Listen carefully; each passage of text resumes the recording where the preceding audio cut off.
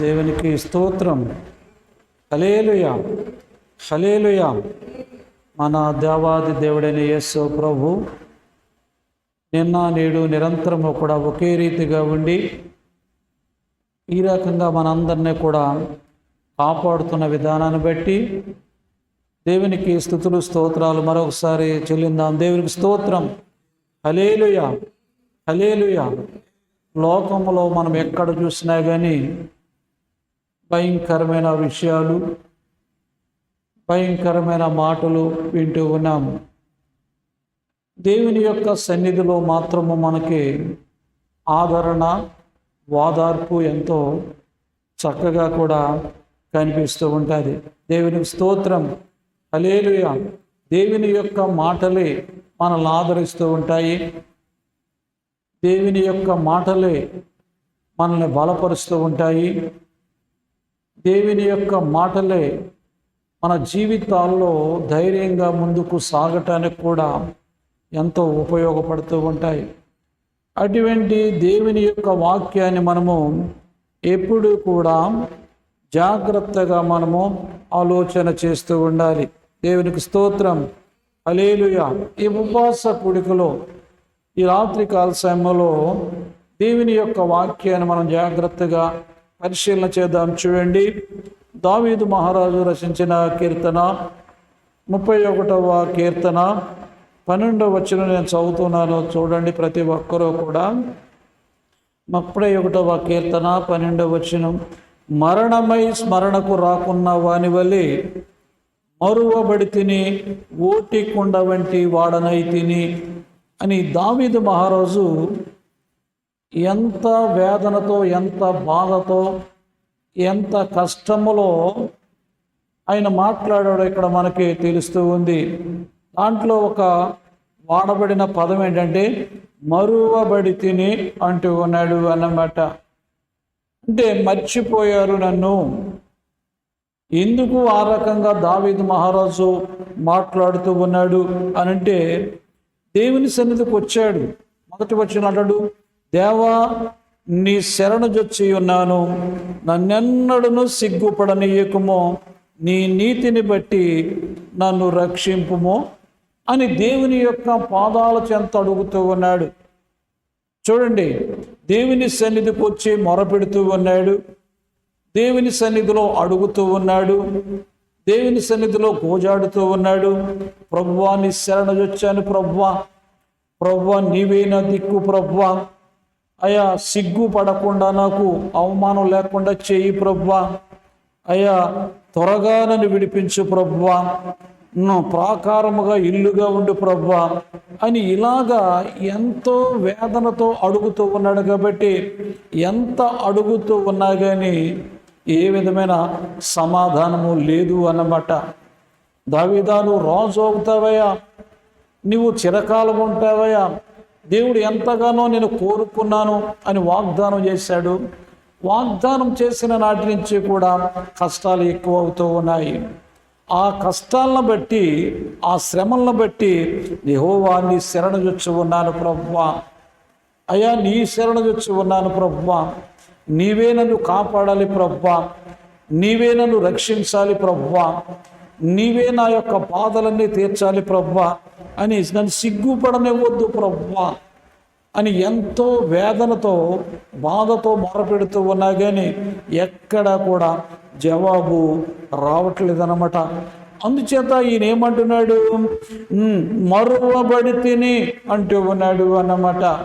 అంటే దేవుని సన్నిధిలో మొర్ర పెడుతూ ఉన్నాడు, దేవుని యొక్క సన్నిధిలో అడుగుతూ ఉన్నాడు, దేవుని సన్నిధిలో గోజాడుతూ ఉన్నాడు, దేవుని సన్నిధిలో ఎంతగానో వేదన పడుతూ ఉన్నాడు, దేవుని యొక్క సన్నిధిలో సమస్తాన్ని కూడా సమర్పించుకుంటున్నాడు. దేవుని సన్నిధిలో ఎటువంటి ఎంత కష్టపడుతున్నా కానీ సమాధానం రావట్లేదు అనమాట. అందుకని అంటాడు, ఏమంటున్నాడు, విచారము వలన నా కన్ను క్షీణించుచున్నది అంటూ ఉన్నాడు. అంటే దేవుని ఎంత దగ్గరగా వెళుతూ ఉన్నా, దేవునితో ఎంత సంబంధం కలిగి ఉన్నా, దేవునితో ఎక్కువగా గడుపుతూ ఉన్నా, దేవునితో ఎంతగా గోజాడుతూ ఉన్నాడో ఇటువంటి పరిస్థితుల్లోనూ కూడా అసలు ఏ విధమైన సమాధానము కూడా దావీదు మహారాజుకి కనపడలేదు అన్నమాట. అందుకనే ఏమంటున్నాడు, నా విచారము వలన నా కన్ను క్షీణించిపోతూ ఉంది. అంటే ఏడ్చి ఏడ్చి ఏడ్చి ఆయన కళ్ళు కూడా భయంకర క్షీణించిపోతున్నాయంట. చూడండి, కొంతమంది మనము బాగా ఏడ్చాక అసలు కన్నీరు రాదన్నమాట. కొంతమంది అనుకుంటారు ఏంటి కన్నీళ్ళు రావట్లేదు, ఎందుకంటే వాడి కంట్లో ఉన్న వాటర్ అంతా కూడా కారిపోయింది. ఇక అంటే ఎంతో వేదన అన్నమాట, ఎంతో బాధ అన్నమాట, ఎంతో కష్టం అన్నమాట, ఎంతో కూడా రకరకాలుగా ఆయన బాధపడుతూ ఉన్నాడు అన్నమాట. ఏమంటున్నాడు, నా బ్రతుకు దుఃఖముతో వెళ్ళబుచ్చుచున్నాను ప్రభువా. ఎందుకు అంటున్నాడు, నేను మరువబడితిని అని ఎందుకంటూ ఉన్నాడంటే, ఎన్ని రకాలుగా ప్రయత్నాలు చేస్తున్నా, ఎంత ప్రార్థన చేస్తూ ఉన్నా, ఎంత దేవుని సన్నిధిలో గడుపుతూ ఉన్నా కానీ ఏ విధమైన జవాబు రావట్లేదు. ప్రియబిడ్డలారా, మనము కూడా కొన్ని సందర్భాల్లో ప్రార్థన చేస్తూ ఉంటాము, కన్నీరు కారుస్తూ ఉంటాము, ఎంతో అడుగుతూ ఉంటాము, ఎన్నో రకరకాలుగా ప్రభువా అని మనం ఎంత ప్రార్థిస్తూ ఉన్నా కానీ, ఎంత కన్నీరు కారుస్తూ ఉన్నా కానీ ఎటువంటి పరిస్థితుల్లోనూ కూడా ఏ విధమైన సమాధానము రానప్పుడు ఏం చేస్తూ ఉంటామంటే, మనసంతా కూడా ఎంతో వేదనతో, ఎంతో బాధతో, ఎంతో రకరకాలైన ఆలోచనలు మన జీవితాల్లో వచ్చేస్తూ ఉంటాయన్నమాట. ఆ రకంగా వచ్చే ఈయన అంటున్నాడు, మరువబడి తిని అంటూ ఉన్నాడనమాట. అంటే దేవుడు నన్ను మర్చిపోయాడు, ఎంత ప్రార్థించినా రావట్లేదు, ఎంత ప్రార్థించినా సమాధానం లేదు, ఎటువంటి పరిస్థితుల్లోనూ కూడా అందుకనే ఎంత ప్రార్థించినా కానీ, ఎంతగా నేను ఎన్ని రకాలుగా దేవుని సన్నిధిలో అడుగుతూ ఉన్నా కానీ నిట్టూర్పులు విడిచిడుతూ నా ఏండ్లు గతించుచున్నవి అంటూ ఉన్నాడు అన్నమాట. నేను అనుకుంటాను ఆయన ఎంత వేదనతో ఈ మాట పలుకుంటాడు, మరువబడి తిని అంటే ప్రభువు వారు మర్చిపోయారు అని ఆ యొక్క దావీదు గారి యొక్క ఆలోచన అన్నమాట. కానీ దేవుడు ఎప్పుడు కూడా మానవుడిని మర్చిపోడు అనేది మనము జ్ఞాపకం పెట్టుకుంటూ ఉండాలి. మనుషులైతే ఎన్ని కార్యాలు చేసినా, ఎన్ని అద్భుతాలు చేసినా వెంటనే చిటికలో మర్చిపోతూ ఉంటారు. ఇశ్రాయేలు జనాంగంలో దేవుడు ఎన్నో అద్భుతాలు చేశాడు, ఎన్ని కార్యాలు చేశాడు. ఐగుప్తు బానిసత్వంలోంచి బయటకు తీసుకువచ్చాడు, ఐగుప్తు ఆ యొక్క ఫరో చేతిలో తీసుకువచ్చాడు, ఎర్ర సముద్రాన్ని పాయలు చేశాడు, ఆహారం పెట్టాడు, ఎన్నెన్నో అద్భుతాలు చేసుకుంటూ వచ్చినా కానీ ఇశ్రాయేలీయులు దేవుణ్ణి మర్చిపోతూ ఉండేవారంట. కానీ దేవుణ్ణి మర్చిపోతూ ఉండేవారు. కానీ దేవుడు ఎప్పుడూ కూడా మానవుణ్ణి మర్చిపోడు అనేది మనం జ్ఞాపకం పెట్టుకుంటూ ఉండాలి. మన కష్టాల్లో మనం అనుకుంటూ ఉంటాము, మన బాధల్లో మనం అనుకుంటున్నాము, ఇక్కడ భయంకరమైన బాధలు ఉన్నాయి కాబట్టి ఆయన ఎంతో వేదనతో బాధతో పలికాడు అన్నమాట. ఆ మాట మరువబడి తిని అంటూ ఉన్నాడు అన్నమాట. చాలామంది మనం అంటూ ఉంటాం కదా, అరే నన్ను మర్చిపోయావా అంటే, ఎంత బాధతోటి నీకు ఎంత చేశాను రా అంటే, ఇక్కడ మనం ఏదైనా చేసినప్పుడు అనమాట గుర్తులేని వ్యక్తులు కొంతమంది యాక్ట్ చేస్తూ ఉంటారన్నమాట. కొంతకాలం 10 సంవత్సరాలు అయ్యాక ఎవరు మీరు అన్నట్టు చూస్తూ ఉంటారన్నమాట. అంటే కొంతమంది రకరకాలుగా అన్నమాట మర్చిపోయినట్టు నటిస్తూ ఉంటాడు. కానీ ఇక్కడ దేవుడు తన యొక్క ప్రార్థన విషయంలో దేవుని దగ్గర మొర్ర పెడుతూ ఉన్నప్పుడు, కన్నీరు కారుస్తూ ఉన్నప్పుడు, ఎటువంటి పరిస్థితుల్లో సమాధానం లేని కారణంగా ఏమంటూ ఉన్నాడంటే, మరువబడి తిని నా కళ్ళు క్షీణించిపోతూ ఉన్నాయి, వేళ్ళు వెళ్ళబుచ్చవలసిన పరిస్థితి ఉంది. ఎందుకు అంటే అంటున్నాడు, నా శత్రువులందరికీ నేను నిందాస్పడునై ఉన్నాను అంటూ ఉన్నాడు అనమాట. అంటే అందుకనే శత్రువులందరూ కూడా నన్ను నిందిస్తూ ఉన్నారు, శత్రువులందరూ కూడా నా మీద ఎన్నో రకాలుగా నేరాలు మోపుతూ ఉన్నారు, అందుచేత నేను పొరుగు వరకు కూడా విచార కారణముగా ఉన్నాను అని ఎన్నో రకాలుగా భయంకరమ శత్రువులకు అంటే దూషణకు కారణం అన్నమాట, నింద అన్నమాట. ఇది ఇక్కడ మొదటి పాయింట్ ఏంటంటే, ఇక్కడ శత్రువులకు అని చెప్తూ ఉన్నాడు అనమాట. నా శత్రువులందరికీ నేను నిందాస్పదుడనై ఉన్నాను అంటూ ఉన్నాడు. అంటే శత్రువులందరూ కూడా నిందిస్తూ ఉన్నారు. వీడు బ్రతికింతేరా, ఇంకా వీడు బయటకు వస్తాడా, ఏవేవో చెప్తూ ఉన్నాడు. దేవుడు నాకు వాగ్దానం ఇచ్చాడని చెప్తూ ఉన్నాడు, దేవుడు చేస్తాడని చెప్తున్నాడు, దేవుడు కాపాడతాడని చెప్తూ ఉన్నాడు, దేవుడు ఎన్నెన్నో కార్యాలు చేస్తాడు అని చెప్తూ ఉన్నాడు. కానీ వీడి జీవితంలో మార్పు లేదు, వీడి బ్రతుకులో మార్పు లేదు, వీరి జీవితంలో ఇంతే అని ప్రక్కన అందరూ కూడా దావీదు మహారాజును చూసి అనుకుంటున్నాడు అనమాట. అందుకనే నా శత్రువులందరికీ నేను నిందాస్పదుడనై ఉన్నాను అంటూ ఉన్నాడు అన్నమాట. శత్రువులు అంటే ఎవరు? మన చుట్టూ ఉన్న వాళ్ళే మనకి శత్రువులుగా వింటూ ఉంటారు. ప్రగల్భాలు పలికాడు కదా, అదన్నాడు కదా, ఇది అన్నాడు కదా అని రకరకాలుగా వీళ్ళందరూ కూడా నిందిస్తూ ఉంటారు, నిందలు వేస్తూ ఉంటారు అన్నమాట. ఏదో ఒక నింద వెయ్యాలి అని. అందుకనే నా శత్రువులందరికీ కూడా నేను దూషణ కారణంగానో నిందకు కారణంగా ఉన్నానయ్యా. దూషిస్తూ ఉన్నారు నిన్ను, మీ దేవుడు ఏరడని అడుగుతూ ఉన్నారు, దూషిస్తూ ఉన్నారు, నిందిస్తూ ఉన్నారు, రకరకాలుగా మాట్లాడుతూ ఉన్నారు. రెండోదిగా అంటున్నాడు ఇక్కడ, నా పొరుగు వారికి విచార కారణముగా ఉన్నాను అంటూ ఉన్నాడు అనమాట. అంటే ఎందుకు విచార కారణంగా ఉన్నాడు? నా పొరుగు వారికి వీడు చూడగానే వీడు బ్రతికెప్పుడు ఇంతే,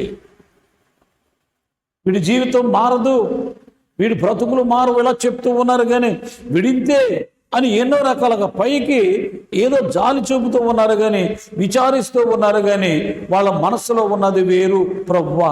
విచార కారణంగా ఉన్నారు. వీడు ఎదురైతే ఏంటి, వీడు దరిద్రుడు, వీడు మనకు ఎదురొస్తూ ఉన్నాడండి, వీడి జీవితం అంతా ఇంతే అని ఎన్నో రకాలుగా వాళ్ళ యొక్క పొరుగు వారందరూ కూడా ఆలోచన చేస్తూ ఉన్నట్టు కూడా మనం చూస్తూ ఉన్నాం. మూడోదిగా అన్నాడు, నా నెలవర్లకు బేకరుడునై ఉన్నాను. అంటే నెలవర్లు అంటే పరిచయస్తులు, ఎవరెవరికి పరిచయం ఉందో వాళ్ళందరూ కూడా ఏం చేస్తున్నారు, చూసి పారిపోతున్నారంట. దావీదు రాజు వస్తుంటే ఓరేం ఈడు వస్తున్నాడేంటి దరిద్రుడు, ఈడేదవుతూ ఉన్నాడేంట్రా అని వీళ్ళందరూ కూడా ఎరిగిన వారు ప్రతి ఒక్కరూ కూడా భయపడిపోయి పారిపోతూ ఉన్నారు. అందుచేత ఇన్ని కష్టాలు, మూడు రకాలైన ఇబ్బందులు శత్రువులకి, పొరుగు వారికి, ఈ యొక్క మూడవదిగా నెలవరులకు బేకరునై ఉన్న కారణంగా అయ్యా ఇన్ని రకాలుగా కష్టాలు వచ్చినా కానీ ఏ విధమైన రెస్పాన్స్ లేదు. కాబట్టి ఏమన్నాడు, మరువబడితిని అంటూ ఉన్నాడు అన్నమాట. నన్ను రక్షించండి ప్రభువా, కాపాడండి ప్రభువా అని దేవుని యొక్క సన్నిధిలో ఎన్నో రకాలుగా అన్నమాట. ఎటువంటి పరిస్థితుల్లోనూ కూడా ఆయన ఎంత వేదన పడుతూ ఉన్నాడో ఒక్క మాటలు ఎక్కడ మరువబడితిని అని చెప్తూ ఉన్నాడు. కానీ దేవుడు ఎప్పుడూ కూడా మర్చిపోయే దేవుడు కాడు అనేది మనము ఆలోచన చేస్తూ, మానవుడు మర్చిపోతాడు. అందుకనే దేవాది దేవుడిని యెహోవా అంటూ ఉన్నాడు. ఈ యొక్క ఇశ్రాయేలు ప్రజలంట చూడండి ఎంత కాలం మర్చిపోయారో అని చెప్తూ ఉన్నాడు అనమాట. దేవుడు ఎప్పుడూ కూడా మర్చిపోయే దేవుడు కాడు, కానీ ఇశ్రాయేలులు మాత్రం దేవుణ్ణి మర్చిపోతూ ఉంటారు. అంటే మానవుడు మర్చిపోతాడు తప్ప దేవుడు మానవుడిని ఎప్పుడు కూడా మర్చిపోడు అనేది మనము జ్ఞాపకం పెట్టుకోవాలి. 2వ అధ్యాయం చూడండి, ఇర్మియా గ్రంథము 2వ అధ్యాయంలో 32వ వచనం మనం చదివినట్లయితే, కన్యక తన ఆభరణములను మరచున, పెండ్లి కుమారి తన వడ్డాణమును మరచున, నా ప్రజలు లెక్కలేనన్ని దినములు నన్ను మరచి ఉన్నారు అంటూ ఉన్నాడనమాట. ఎన్ని రోజులంట? లెక్కలేనన్ని దినములు, అంటే లెక్కెట్టలేని దినాలను మర్చిపోయారు అంటూ ఉన్నాడు అన్నమాట. చూడండి దేవుడు ఎంత బాధపడుతూ ఉన్నాడో. మనం అనుకుంటూ ఉన్నాము దేవుడు మనల్ని మర్చిపోయాడు అనుకుంటూ ఉంటాం, కానీ మానవుణ్ణి ఎప్పుడూ కూడా మర్చిపోయే దేవుడు కాడు ప్రియబిడలరా. మనము ఎటువంటి పరిస్థితుల్లోనూ కూడా దేవుడు విడిచిపెట్టే దేవుడు కాడు అనేది మనం గుర్తుపెట్టుకోవాలి. కానీ ఇక్కడ కలిగిన వేదన బట్టి, కలిగిన బాధను బట్టి, కలిగిన పరిస్థితులను బట్టి దావీదు మహారాజు మాత్రం మరువబడితిని అంటూ ఉన్నాడు అన్నమాట. అంటే ఎంత వేదనతో పలికాడంటే దేవుడికి ఎంత డైరెక్ట్గా తగిలేలాగా, ప్రభువా నువ్వు నన్ను మర్చిపోయావేమో, ఏవో శత్రువులు చూడు పక్కనే, ఓ ప్రక్కన పరిచయస్తులు చూడు, అయా నాకు బాగా నెరలుగా ఉన్నవాళ్ళు చూడండి, వీళ్ళందరూ కూడా ఈ భయంకరమైన ఈ 3 రకాలైన వ్యక్తులందరూ కూడా నన్ను ఎన్నో రకాలుగా మాట్లాడుతూ ఉన్నారయ్యా, నిందలు వేస్తూ ఉన్నారయ్యా, నన్ను చూసి హేళన చేస్తూ ఉన్నారయ్యా, బాధపడుతూ ఉన్నారయ్యా, అందుచేత నువ్వు నన్ను మర్చిపోయావా అని నేను బాధపడుతున్నాను ప్రభువా అని దేవుని యొక్క సన్నిధిలో ఎంతో కన్నీటితో ఆయన అడుగుతూ ఉన్నట్టు కూడా మనము చూస్తూ ఉంటామన్నమాట. అందుకనే యెషయా గ్రంథంలో అంటాడు, 49వ అధ్యాయంలో మనం చదివినట్లయితే అక్కడ చక్కని మాటలు ఉపయోగించాడు అన్నమాట. 49వ అధ్యాయము 14 నుంచి మనం చదువుకుంటూ వెళ్తే ఏమన్నాడ, అయితే సియోను యెహోవా నన్ను విడిచిపెట్టి ఉన్నాడు, ప్రభువు నన్ను మరచి ఉన్నాడని అనుకొనుచున్నది. అక్కడ అయితే సియోను అంటే విశ్వాసులు అన్నమాట, దేవుని నమ్ముకున్న బిడలు, దేవునితో ఉన్న బిడలు శ్రమలు వచ్చినప్పుడు, శోధనలు వచ్చినప్పుడు, ఇబ్బందులు వచ్చినప్పుడు, ఇరుకులు వచ్చినప్పుడు, శోధనలు కలిగినప్పుడు, కొంత ఆలస్యము అవుతూ ఉన్నప్పుడు ఏమనుకుంటూ ఉంటామంటే మర్చిపోయాడు అన్నారు. అయితే సియోను యెహోవా నన్ను విడిచిపెట్టి ఉన్నాడు అనుకుంటుంది అన్నమాట, మర్చిపోయాడు. ప్రభువు నన్ను మరిచి ఉన్నాడు, 2 రకాలుగా చెప్తుంది అక్కడ, విడిచిపెట్టేశాడు, మర్చిపోయాడు, అనుకొనుచున్నది. మనము కూడా అనుకుంటుకుంటాము కదా, కొంచెం ఏదన్నా కానీ మనం అనుకున్న పని, ఉద్యోగం లేట్ అయిందనుకో రావటం, లేకపోతే అనుకున్న పని లేట్ అవుతుందనుకో, కొనుక్కున్న ఇల్లు, కొనాలనుకున్న ఇల్లు లేట్ అయిందనుకోండి, ఏదైనా కొంత లేట్ అయినప్పటికీ దేవుడు మనం మర్చిపోయాడేమో, దేవుడు మర్చిపోయాడేమో. దేవుడు ఎప్పుడూ కూడా మర్చిపోయేవాడు కాడు ప్రియబిడ్డలారా.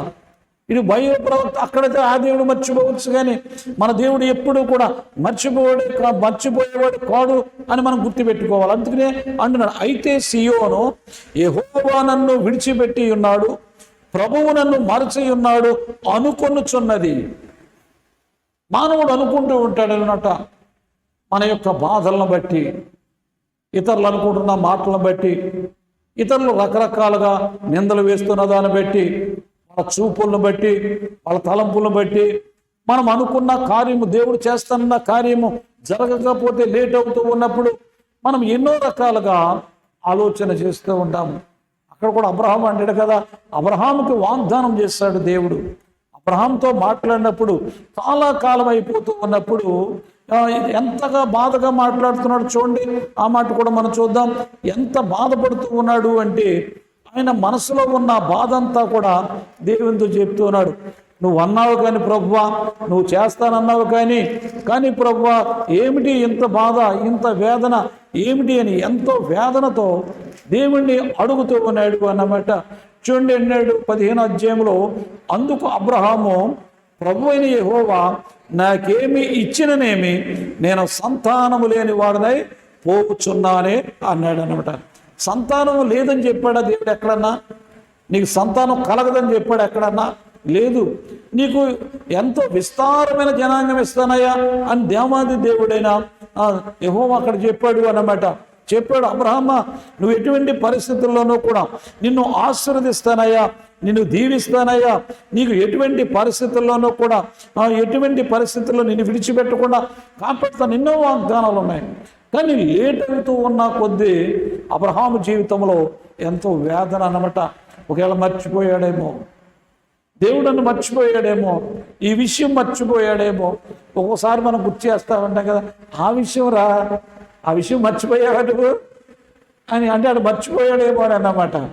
కానీ దేవుడు ఎప్పుడు కూడా మర్చిపోయే దేవుడు కాడు. అది ఎప్పుడు సమయం ఉంటుందో. అందుకనే అబ్రహాము ఎంతో అయ్యా ఎన్ని ఇచ్చావయ్యా, కానీ అసలైంది నాకు ఇవ్వలేదు అని బాధపడుతూ ఉన్నప్పుడు అబ్రహాముని ఎంత చక్కగా బలపరిచాడో చూడండి. అబ్రహాము, ఇదిగో నీవు నాకు సంతానం ఇయ్యలేదు కనుక నా పరివారంలో ఒకడు నాకు వారసుడని చెప్పగా యెహోవా వాక్యం అతని ఎదురుకు వచ్చి, ఇతడు నీకు వారసుడు కాడు, నీ గర్భవాసమున పుట్టబోచున్నవాడు నీకు వారసుడని చెప్పాను. ఎంత కరెక్ట్గా చెప్తున్నాడు. అయ్యా నీకు పుట్టబోతూ ఉన్నాడు, అయ్యా ఇతనే వారసుడని డిక్లేర్ చేసేస్తున్నాడు. అప్పుడే ఈ పనివాడే నాకు వారసుడు అయిపోతాడు, ఎందుకు ఈ బాధ అంతా, ఓ మాటనైతే వదిలిపోద్ది కదా అని ఒక తీర్మానం చేసుకున్నాడు అబ్రహాం గారు. కానీ దేవుడు అన్నాడు, కాదు కాదు, నేను వాగ్దానం చేస్తానయ్యా, అబ్రహాము నీకు ఖచ్చితంగా సంతానము కలుగుతాయా, ఎటువంటి పరిస్థితుల్లోనూ కూడా నువ్వు కంగారు పడవలసిన పని లేదు, ఎటువంటి పరిస్థితుల్లో తొందరపడవలసిన పని లేదు. మర్చిపోయాను అనుకుంటున్నావా? నేను మర్చిపోను ఎటువంటి పరిస్థితుల్లో. అందుకనే సియోను అంటూ ఉన్నాడు. ఎంత చక్కగా అయితే సియోను, యెహోవా నన్ను విడిచిపెట్టి ఉన్నాడు, ప్రభువు నన్ను మరచి ఉన్నాడు అనుకొనుచున్నది అంటూ, అనుకొనుచున్నది. మనం అనుకుంటూ ఉంటాం కదా, అనుకుంటాం ఒక్కోసారి అన్నమాట, ఇంకా అవ్వకపోతే ఇంకేమవుద్దిలే, ఇంకా చేస్తాడేంటి, ఇంకా జరుగుద్ది ఏంటి, అనుకొనుచున్నది అంటే అది అన్నమాట. ఇంకా జరుగుతుందా, ఇంకా వస్తుందా, ఇంకా నాకు వివాహం అవుతుందా, ఇంకా నాకు అది కలుగుతుందా, ఇంకా నేను గృహం కట్టుకోగలనా, ఇంకా నా ముఖానికి ఎదుగుదల ఉంటుందా, ఇంకా నా ముఖానికి మంచి స్థితిలో ఉంటామా, మనం అనుకుంటూ ఉంటాం. అనుకొనుచున్నది అంటూ అన్నమాట, అనుకుంటూ ఉంటాం. మనం ఏంటంటే మన ఊహల్లో అన్నమాట. అంటే దేవుడు ఇంకా మర్చిపోయాడు మనల్ని, మన ఇంకా జరుగుతాయేంటి, మనకేమి జరగవు కదా ఎటువంటి పరిస్థితుల్లో అని రకరకాలుగా మాట్లాడుతూ ఉన్నప్పుడు దేవాది దేవుడిని యెహోవా అన్నాడు, ప్రభువు నన్ను మర్చి ఉన్నాడు అనుకొనుచున్నది, స్త్రీ తన గర్భమును పుట్టిన బిడ్డను కరుణింపకుండా తన చంటి పిల్లను మరచున, వారైనను మరచుదురు గాని నేను నిన్ను మరువను. దేవునికి స్తోత్రం, హల్లెలూయా. వారైనను 9 మాసాలు కూడా ఎంతో బాధపడి, ఎంతో కష్టపడి, ఒకవేళ ఆ యొక్క ప్రసవించిన ఆ యొక్క తల్లి కుమారుని ఏ క్షణములైనా ఒకవేళ మర్చిపోవచ్చు, ఏ సమయములైనా మర్చిపోవచ్చు, ఏ స్థితిలైనా మర్చిపోవచ్చు, ఏ పరిస్థితులైనా మర్చిపోవచ్చు, ఎక్కడెక్కడో మర్చిపోవచ్చు. కానీ ఎంత చక్కగా చెప్తూ ఉన్నాడు దేవాది దేవుడిన యేసు ప్రభు. చూడండి, స్త్రీ తన గర్భమును పుట్టిన బిడ్డను కరుణింపకుండా తన చంటి పిల్లను మరచున, ఒకవేళ వారైనను మరచుదురు కానీ నేను నిన్ను మరువను. చూడుము, నా అరచేతుల మీద నిన్ను చెక్కి ఉన్నాను. దేవునికి స్తోత్రం. నీ ప్రాకారములు నిత్యము నా ఎదుట నున్నవి. దేవునికి స్తోత్రం. చూడుము, నా అరచేతుల్లో. ఎక్కడున్నాను అబ్రహామా, నువ్వు ఎక్కడున్నావు అనుకుంటున్నావయ్యా? ఎలియాజరు అనుకుంటున్నావేమో.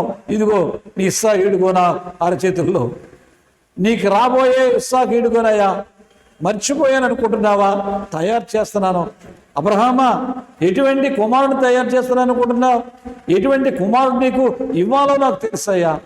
ఎటువంటి కుమారుడితే నీకు సూట్ అవుతాడు, ఎటువంటి కుమారుడు నీకు జరగాలో, ఎటువంటి గృహం కావాలో, ఎటువంటి స్థితులు నీకు కావాలో, ఎటువంటి ఉద్యోగం ఇవ్వాలో, ఎటువంటి వ్యాపారం జరగాలో, ఎటువంటి ఇవ్వాలో ఇదిగో నేను తయారు చేస్తున్నాను. మర్చిపోయాను అనుకుంటున్నావా? మర్చిపోలేదమ్మా. ఎంత చక్కగా స్పష్టంగా మాట్లాడుతూ ఉన్నాడు దేవుడు. చూడండి, మన దేవుడు మర్చిపోయే దేవుడు కాడు. ప్రియ బిడ్డలారా, మన దేవుడు గొప్ప దేవుడు. ఎప్పుడు కూడా నిన్ను నన్ను కూడా జ్ఞాపకం చేసుకుంటున్నాడు. అరిచేతుల్లో మనం ఉన్నాము, ఎప్పుడు చూస్తూ ఉన్నాడు. ఎప్పుడు ఈ బిడ్డకి ఉద్యోగం ఇవ్వాలి, ఎప్పుడు ఈ బిడ్డకి సంతానం ఇవ్వాలి, ఎప్పుడు ఈ బిడ్డకి ఆరోగ్యం ఇవ్వాలి, ఎప్పుడు ఈ బిడ్డ గృహం ఇవ్వాలి, ఎప్పుడు ఈ బిడ్డకి ఏమి కావాలో ఇవ్వాలో అని ఎదురుగుండా పెట్టుకుని చూస్తూ ఉన్నాడు. ప్రియ బిడ్డలారా, ఈ లోకస్తులు మర్చిపోవచ్చు, కానీ ఈ లోకస్తులు రకరకాలుగా ఆలోచన చేయొచ్చు, కానీ నేను నిన్ను మర్చిపోలేదు అని దేవుడు ఎంత చక్కగా మాట్లాడుతున్నాడు. యోబు గారు కూడా ఒక మాట్లాడేటట్టు చూడండి, చక్కని మాట ఉపయోగించాడు యోబు గారు. 19వ అధ్యాయము 14వ వచనంలో ఏమంటున్నాడు? దేవుడు మర్చిపోయాడని కాకుండా అక్కడ చక్కని మాటలు చెప్తూ ఉన్నాడు అనమాట. ఎవరెవరో మర్చిపోతారు, ఈ లోకస్తులందరూ కూడా మర్చిపోతారు. 19:14 నుంచి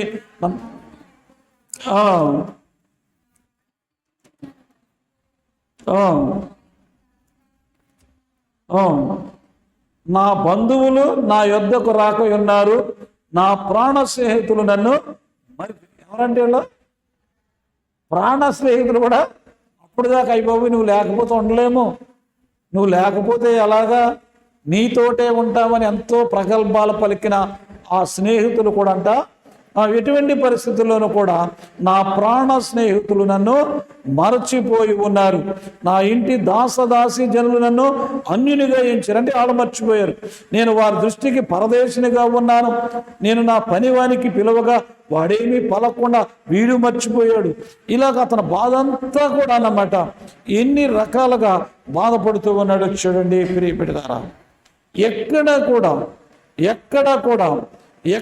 కూడా దేవుడు నన్ను మర్చిపోయాడు అని చెప్పట్లేదు. ఎంత కష్టంలో అంటే 25వ వచనం అంటాడు, అయితే నా విమోచకుడు సజీవుడనియు తరువాత ఆయన భూమి మీద నిలుచుననియు నేను ఎరుగుదును అంటూ ఉన్నాడు అన్నమాట.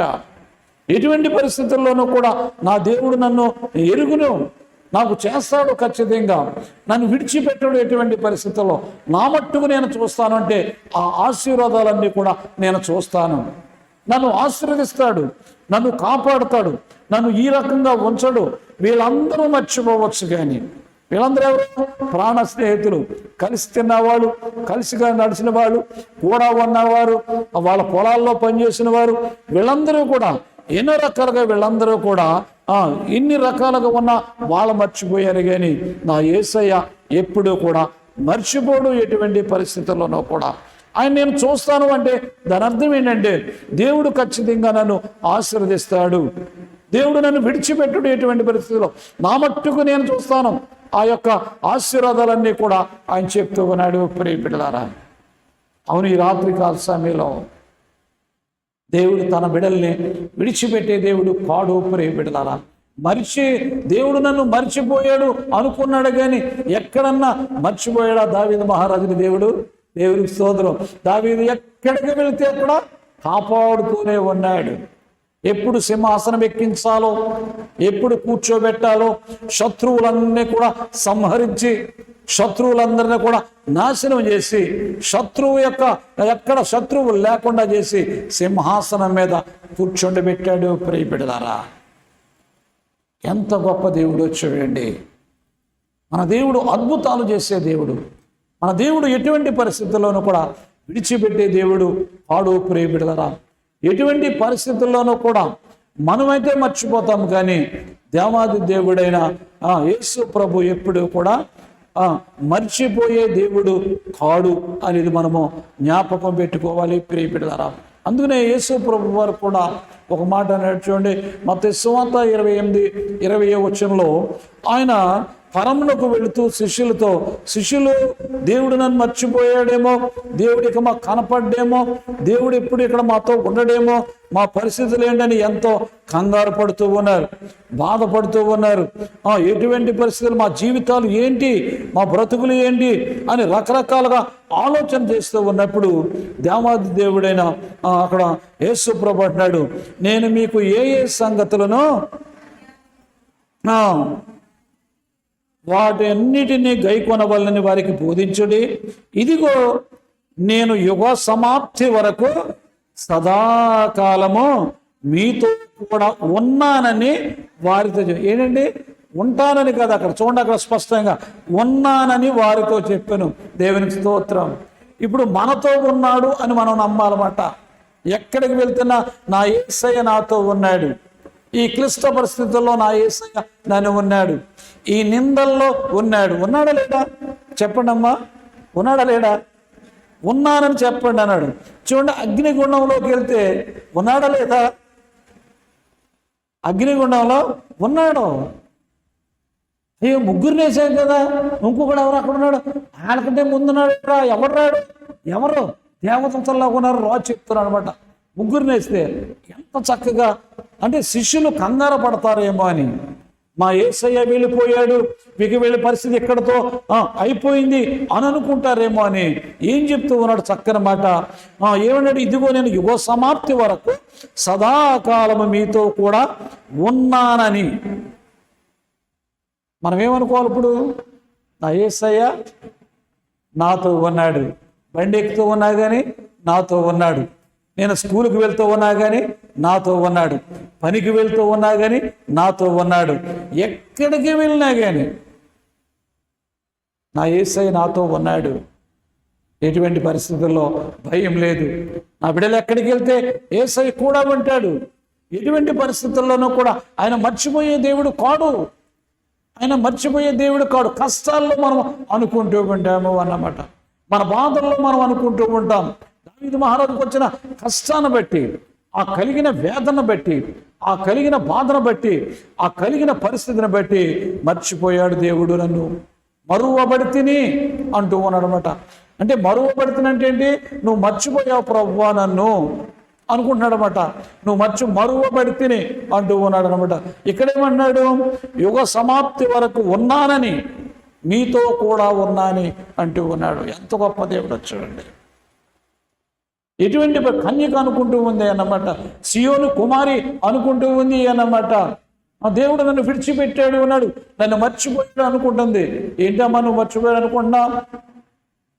ఏ కన్నా తల్లి బిడను విడుతుందా? ఒకవేళ వారైనా కానీ మర్చిపోవచ్చు, కానీ ఇదిగో నువ్వు నా చేతుల్లో చెక్కబడి ఉన్నావమ్మా, నా చేతుల్లో ఉన్నావమ్మా. నువ్వు మీతో ఉన్నాను నేను ఎప్పుడూ కూడా. నువ్వు నా చేతుల్లో ఉన్నావు కాబట్టి మీతో ఉంటున్నాను నేను ఎప్పుడూ కూడా. ఇటువంటి పరిస్థితుల్లో కంగారు పడద్దు, తొందరపడద్దు. అబ్రహామా నువ్వు డిసైడ్ చేయొద్దయ్యా, నీ గర్భమాసాన పుట్టబోతూ ఉన్నాడాయా, నువ్వేదో చెప్పడం కాదు. ఇగో నా చేతుల్లో ఉన్నావయ్యా. అబ్రహాం నాకు కనపడుతున్నాడు ఎప్పుడూ కూడా. అబ్రహాంలో ఒక టైం ఉంది, ఆ టైంలో ఖచ్చితంగా ఇవ్వాలని నేను నిర్ణయించుకున్నాను. ఎందుకంటే మనమేమనుకుంటా, జరుగుతూ ఉన్న కష్టాలను బట్టి మనము మర్చిపోయారేమో. ఎటువంటి పరిస్థితుల్లోనూ కూడా ఇదే కష్టము, ఇదే వేదన, ఇక మన బ్రతుకులు ఇంతే. చాలామంది అంటూ ఉంటారు కదా, అమ్మ నీకు పర్లేదమ్మా అని మనం అన్నామనుకో, ఏమంటారు? ఏం పర్లేదండి మీరు అలాగంటారు. మా పరిస్థితి మీకు తెలుసా? మా బాధ ఇంకా మేము ఇక్కడి నుంచి మేము ఏం పైకి వస్తామో, ఎటువంటి పరిస్థితుల్లో రాలేమని నిరాశ నిస్పృహలతో చాలామంది మాట్లాడుతూ ఉంటారు.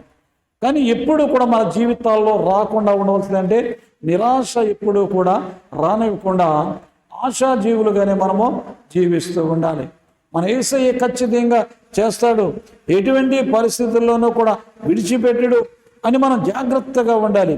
అదే దావీదు మహారాజు అంటూ ఉంటాడు. చూడండి చక్కని మాట.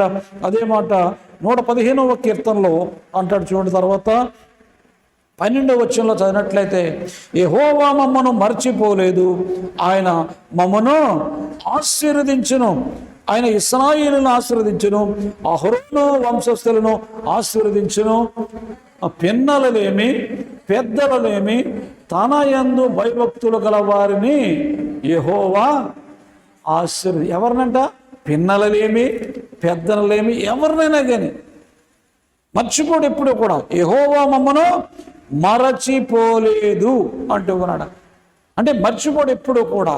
అందరినీ కూడా దేవుడు ఖచ్చితంగా వారి యొక్క అవసరాలు, వారి యొక్క అక్కర్లు, వారి యొక్క కొరత ప్రతి ఒక్కటి కూడా తీర్చే దేవుడు అనేది మనం ఎప్పుడూ కూడా మర్చిపోకూడదు.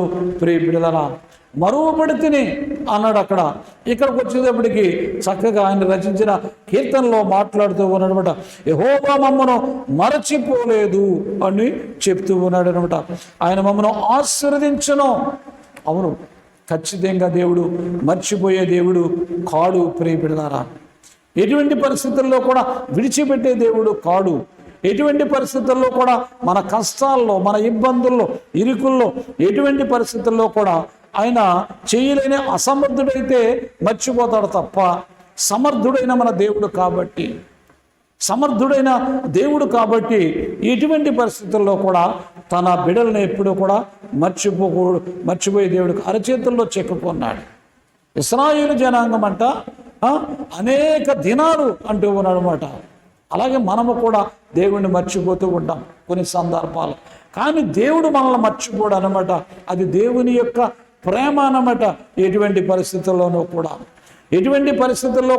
విడిచిపెట్టడు. ప్రియ బిడ్డలారా, విధేయతతో ఉన్న బిడ్డల్ని ఎటువంటి పరిస్థితుల్లోనూ కూడా విడిచిపెట్టకుండా కాపాడుతూ ఉంటాడు.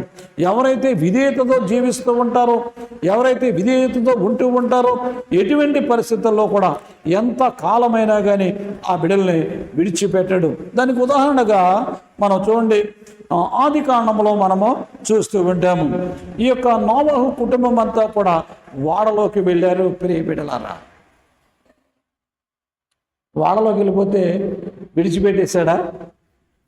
వాడ నీటి మీదే తేలుతూ ఉంది తప్ప, వాడ నీటి మీదే తిరుగుతుంది తప్ప, వాడ నీటి మీదే చక్కగా ప్రయాణం చేస్తుంది తప్ప వాడకి ఎక్కడ కూడా ఏ విధమైన డ్యామేజీ లేదు ప్రియబిళ్ళారా. దీని అర్థమేంటి తెలుసా? కష్టాల్లోనే తిరుగుతూ ఉంటాం మనము, శోధంలోనే వెళుతూ ఉంటాము, ఇబ్బందుల్లోనే వెళుతూ ఉంటాము, ఇరుకుల్లోనే వెళుతూ ఉంటాము, అవమానాల్లో వెళుతూ ఉంటాము, నిందల్లో వెళుతూ ఉంటాము. అయినా కానీ ఎటువంటి పరిస్థితుల్లో మన జీవితాలకి ఏ విధమైన భయంకరమైన పరిస్థితులు రాకుండా దేవుడు కాపాడుతూ ఉంటాడు. ఎప్పుడు కాపాడాలో, ఎప్పుడు బయటకు తీసుకురావాలో తెలుసు అన్నమాట. ఎంత వాటర్ అన్నీ కూడా సమస్తము కూడా కొట్టుకుపోయినాయి తప్ప వాడలో ఉన్న వాళ్ళందరూ కూడా దేవుడి సురక్షితంగా కాపాడుతూ ఉన్నాడు. దేవునికి స్తోత్రం, హల్లెలూయా. అందుకనే విధేయులైన వారికి అన్నమాట, విధేయతతో ఎవరైతే ఉంటూ ఉంటారో అటువంటి బిడ్డలు ఎప్పుడూ కూడా ఎటువంటి పరిస్థితుల్లోనూ కూడా విడిచిపెట్టే దేవుడు కాడు. చూడండి, ఆ నీటి మీద తేలుకుంటూ వచ్చింది అంటే ఏంటి? కష్టాల నుంచి మనము ఏం చేస్తూ ఉంటాం? ప్రయాణం చేసుకుంటూ ఒకరోజు ఖచ్చితంగా ఒడ్డుకు వస్తాము. దేవునికి స్తోత్రం, హల్లెలూయా, హల్లెలూయా.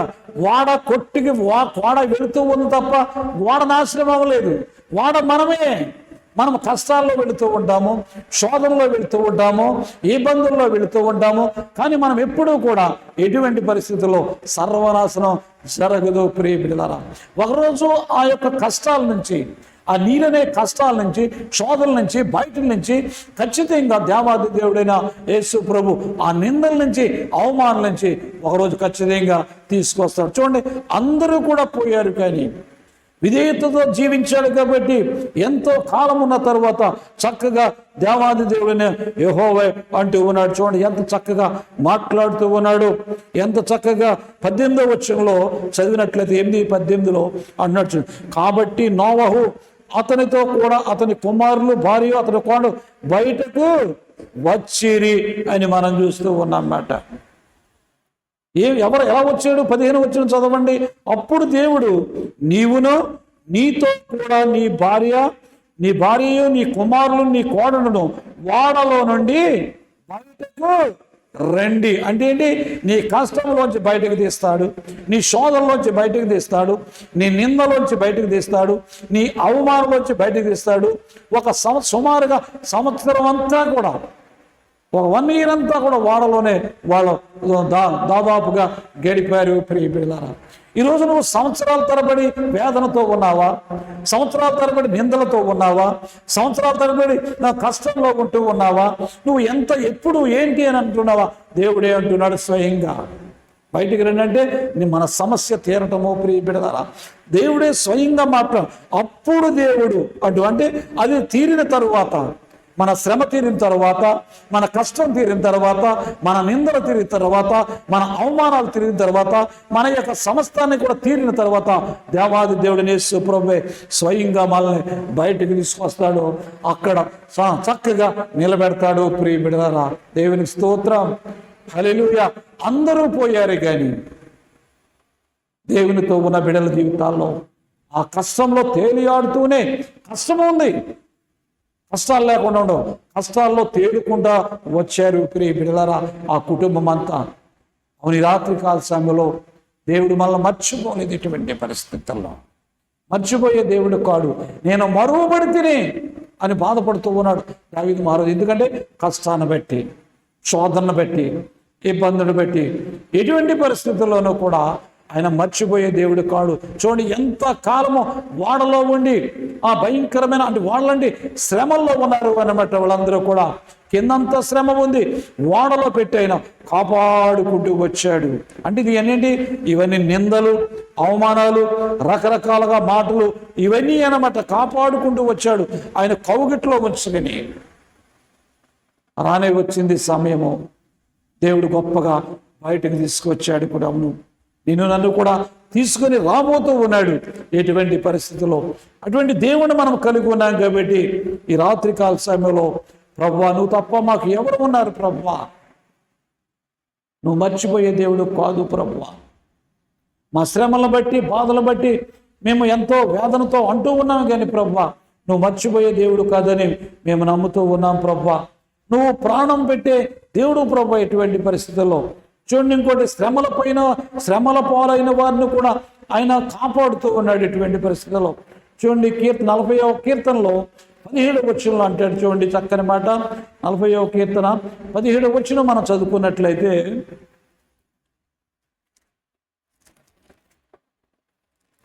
శ్రమల పాలైన వారిని ఆయన తలంచుకొనుచున్నాడు.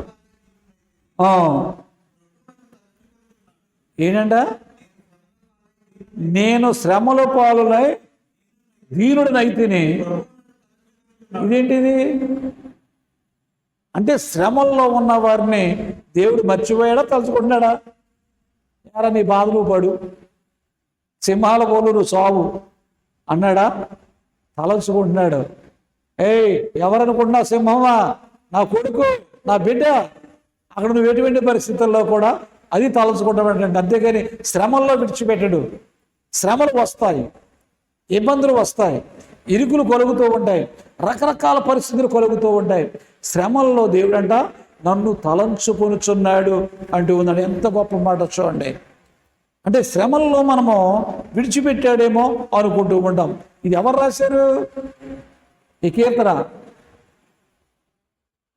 దావీదు మహారాజే.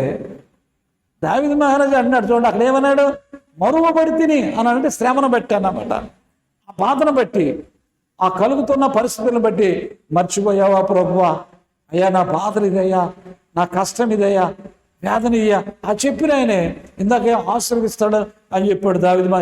ఇక్కడేమన్నాడు ఆయన, ఎటువంటి పరిస్థితుల్లో కూడా ప్రభువు నన్ను తలంచుకొనుచున్నాడు. మన దేవుడు తలంచుకునే దేవుడు.